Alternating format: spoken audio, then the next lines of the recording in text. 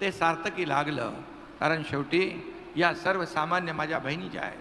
काही लोक म्हणाले, तुम्हाला तुमच्या खात्यामध्ये 3,000 रुपये रक्षाबंधनच्या अगोदर सगळ्यांच्या आले खात्यामध्ये पैसे? खात्यात पैसे आले त्यांनी हात वर करा. आता तुम्हाला सांगतो, ज्यांच्या खात्यात पैसे आले नाही त्याचा 30 सप्टेंबर पर्यंत आणखी आपण मुदत वाढवली आहे आणि तोपर्यंत आपल्याला अर्ज भरण्याची मुभा आहे. काळजी करू नका. माझ्या लाडक्या बहिणी ज्या सगळ्या योजनेला पात्र आहेत, या वंचित राहणार नाहीत. त्या सर्वांना ही योजना, या योजनेचा लाभ मिळेपर्यंत ही योजना सुरू राहील. काळजी करू नका. काही लोक म्हणाले, खरं म्हणजे आज मला खऱ्या अर्थाने आनंद आहे. तुमच्या चेहऱ्यावरचा आनंद, तुमच्या चेहऱ्यावरचे भाव, तुमच्या चेहऱ्यावरच्या भावना हेच माझं टॉनिक आहे. आणि मग मी किती काम केलं, 24 तासातले 18 तास, 20 तास, 22 तास काम करून सुद्धा सगळ्या माझ्या लाडक्या बहिणी, इकडे लाडके भाऊ पण आहेत, आणि गर्दी पाहिली की मला ऊर्जा आणि प्रेरणा येते. काम करण्याचा उत्साह माझा डबल होऊन जातो. हेच माझं खऱ्या अर्थाने ऊर्जा आणि टॉनिक आहे. आणि म्हणून तुम्ही या लाडक्या भावांच्या पाठीशी अशाच खंबीरपणे उभ्या राहा. बिलकुल टेन्शन घेऊ नका. सगळ्या लाडक्या बहिणींची साथ देणारा हा एकनाथ आहे, हे देखील मी या ठिकाणी सांगू इच्छितो. यापुढे दर महिन्याला तुम्हाला 1,500 रुपये मिळणार म्हणजे मिळणार. त्याच्यामध्ये कुणी माईकाला आला तरी सुद्धा ही योजना बंद होणार नाही म्हणजे नाही. अनेक लोकांनी याच्यामध्ये खोडा घालण्याचा प्रयत्न केला. ही योजना फसवी आहे म्हणाले. ही योजना फक्त निवडणुकीपुरती आहे. ही योजना चुनावी जुमला आहे. खात्यात बहिणींच्या पैसे काय मिळणार नाही अशा अफवा सोडत होते. आणि कोणी कोर्टामध्ये गेलं, कोर्टाने त्यांना चांगली थप्पड मारली आणि फटकारलं. म्हणजे तुम्ही लाडक्या बहिणींच्या आड येऊ नका. आणि ज्यांनी खोडा घातला आहे, माझ्या बहिणीनं एवढंच माझं म्हणणं आहे, ज्यांनी या योजनेत खोडा घातला आहे त्या दुष्ट सावत्र भाऊंना तुम्ही जोडा मात्र योग्य वेळी दाखवा. कारण तुम्हाला 1,500 रुपये आम्ही दिले, याच्या मनावर म्हणजे मन मारायची हे मी पाहिलेलं आहे.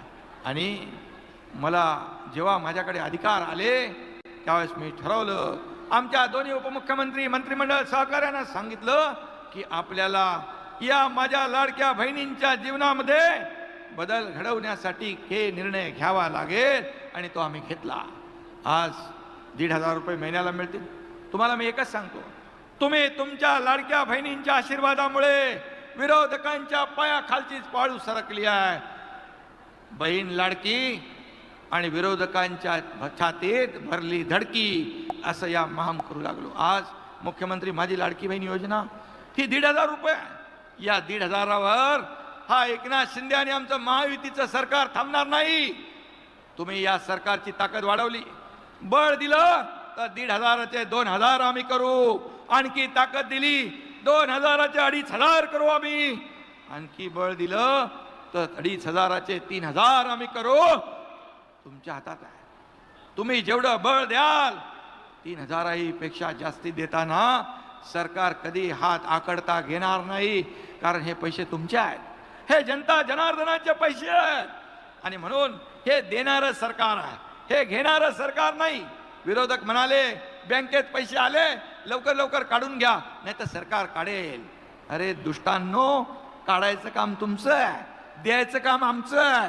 तुम्ही 2.5 वर्ष हप्ते घेतले, आम्ही 2 हप्ते आमच्या बहिणींच्या खात्यात टाकले. 3,000 रुपये हे बदल आहे. आणि म्हणून या ठिकाणी मी एवढंच सांगतो. मग म्हणाले लाडका भाऊ काय, लाडक्या भावाचं काय करणार? गॅस सिलेंडर 3 मोफत देणारी ही पहिली योजना आपण सुरू केली. मुख्यमंत्री लेक लाडकी योजना केली. जन्म झाला 5,000, पहिलीत गेली 6,000, 5वीत गेली 7,000, 11वीत गेली 8,000 आणि वयाच्या 18व्या वर्षापर्यंत त्या माझ्या मुलीच्या खात्यात 1,00,000 रुपये जमा करण्याचं काम आपलं सरकार करत आहे. या योजना केल्या. एसटी मध्ये आपल्याला 50% सवलत दिली आहे. एसटीने प्रवास कोण कोण करतं हात वर करा जरा. 50% सवलत दिल्यामुळे आता माझ्या बहिणी भाऊजींना सांगतात तुम्ही जरा थांबा, मी अर्ध्या तिकिटात बाजार करून येते.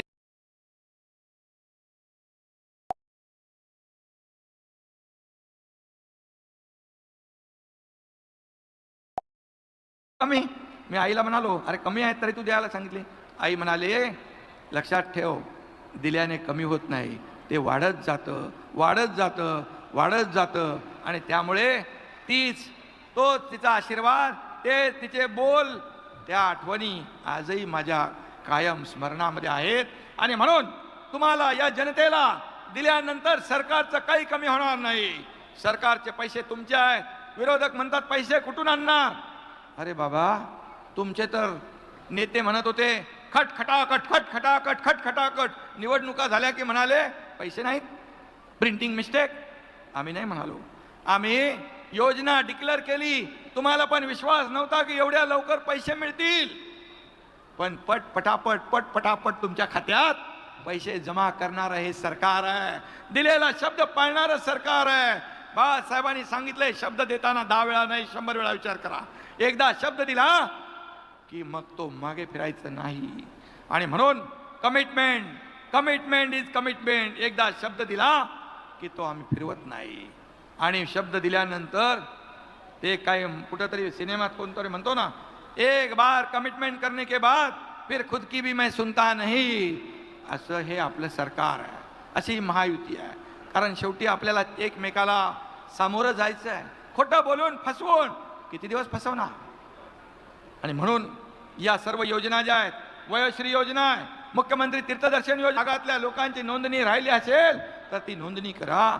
शेवटी मी काही घरांमध्ये गेलो, मुख्यमंत्री लाडकी बहीण कुटुंब भेट योजना, सर्व कार्यकर्त्यांना माझं आवाहन आहे की तुम्ही देखील दररोज 15 ते 20 घरं जा, तिथल्या बहिणींना, भावंडांना, तिथल्या ज्येष्ठांना विचारा सरकारने सुरू केलेली योजना तुम्हाला मिळाली की नाही. मिळाली नसेल तर त्यांना मार्गदर्शन करा, त्यांना मदत करा. कारण सरकारने केलेल्या योजना या लोकांना मिळाल्या पाहिजे, तो लाभ मिळाला पाहिजे. तानाजीरावांनी मगाशी सांगितलं, शासन आपल्या दारी घेऊन आलो आपण. लोक म्हणाले अरे हे सरकार तर दारोदारी भटकतंय. मी म्हणालो मग काय दारी नाही जायचं तर का घरी बसायचं. घरी बसून सरकार चालतं. ऑफिसमधून मंत्रालयातून नुसतं बसून सरकार चालत नाही. फेसबुक लाईव्ह वरून सरकार नाही चालत, तर फेस टू फेस करून आपल्याला सरकार चालवायचं असतं. लोकांमध्ये जायचं, लोकांशी संवाद साधायचा, शेतकऱ्याच्या बांधावर जाऊन त्याची दुःख ऐकायची, हे करणारं सरकार पाहिजे. आणि म्हणून आज आपण पाहिलं अनेक योजना आपण केलेल्या आहेत.